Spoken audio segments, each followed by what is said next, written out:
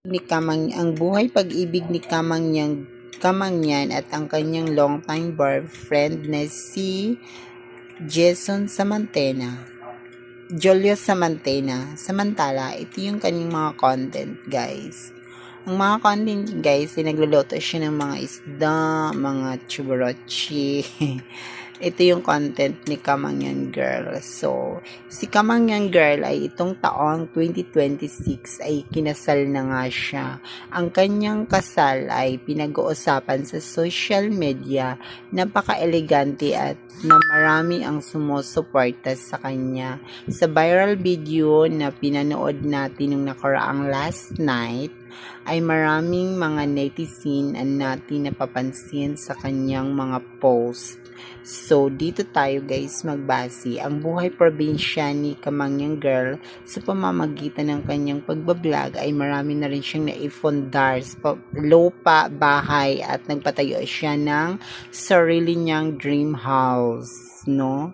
Dahil sa kanyang pagiging vlogger, marami din siyang mga opportunities. Ang boyfriend niya ay isang vlogger at siya rin ay vloggers. Charot.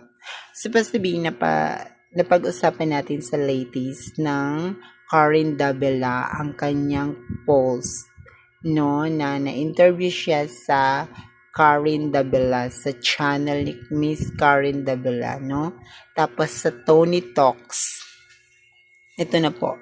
Ang pag-uusapan natin for today ay siya ay isang ikinasal na itong taon lang sa ibang lugar, sa ibang bansa. Charot.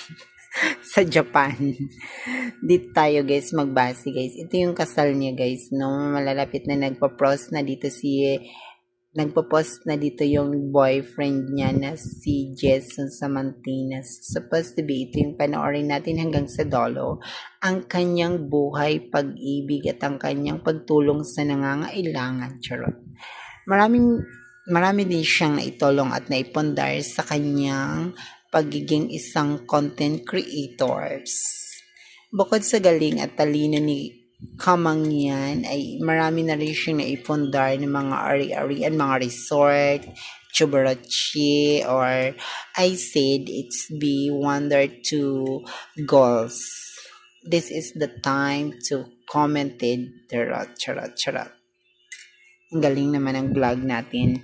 So, ito guys, continue tayo guys, no? Kasi maraming nanonood sa ating mga video, pinapanood nila ang ating mga research. So, ito yon guys. So, charot, no? Businessman and isa siyang content creators na hinahangaan ng sambayanang Pilipino. Charot. Para tayong babaeng nagdadasal sa kalikasan. So, ating panoorin si Kamangyan Girl hanggang sa dulo ng kanyang lifestyle. So, napanood nga natin nung nakaraan ang kanyang mini vlog ay nasubok siya sa kanyang pagiging isang wife or pagiging isang buhay pag-ibig sa kanyang long time boyfriend na ito yung jowa niya na si Jason Samantena, no? Hanggang sa dulo po ay mapapanood natin ang kanyang mini vlog and content. Charot. So dito ay isa siyang binahagi niya ang kanyang kasal guys. Napaka-sophisticated ang kanyang kasal at elegant at marami rin content creator na pumupunta sa kanyang kasal na imbitahan sa kanyang kasal, no? So, sa pagtatapos ng ating mini vlog ay huwag mong kalimutan mag-share at mag-like sa comment section below. So, dito na nga po nagtatapos ang vlog. So, continue natin ang kanyang mini vlog hanggang sa dulo. Marami din siyang naifundar or nauutal ako guys, no? Nauutal tayo guys. So, magbabash na lang kayo sa comment section. Mag-comment down below kayo sa comment section, no? Kung nagustuhan nyo ang aking voice. Charot. So, ito guys, ang kanyang content guys. Dito siya guys, nagko-content sa kanilang province. So, marami siyang ang mga kapatid niya at ang kanyang pamilya is Dati isa siyang mahirap lang pero napagtagumpayan niya ang kanyang lifestyle, charot. Ay, ito po ang kanyang panoorin mo hanggang sa matapos mo, guys. Kwent, nauutal tayo. So tuloy-tuloy na. Ang buhay pag-ibig ni Kamangyan ay isa siyang pinakamalaking pagsubok o sinubok ang kanyang tadhana. So, para siyang teleserye or para siyang nasa teleserye. So, using about that other situation to lifestyle because you must go on. So, protect your characteristic and think to always be the grateful to each other, to everyone, to connection to aspect. Charot. So, between to Kamangyan and kanyang boyfriend na si, pangalan ng kanyang boyfriend, I think, what is also for everything, the connected, it's about the other procedures, like what you want and what you do.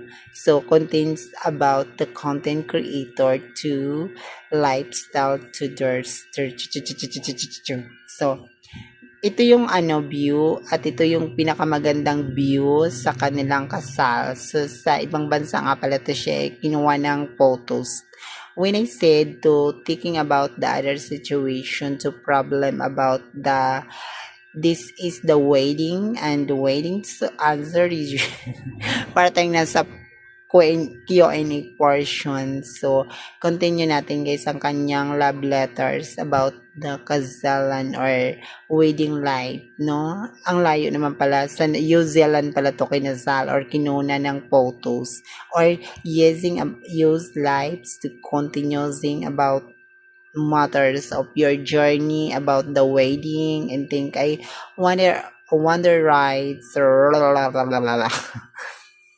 So, hindi natatapos yung ating mini vlog kasi napakahaba pala to ng aking nakuha na photo. So, ito yung kasunod ng kaniyang kasal. So, dito na nga nagtatapos ang kasal ni Kamangyan Girl.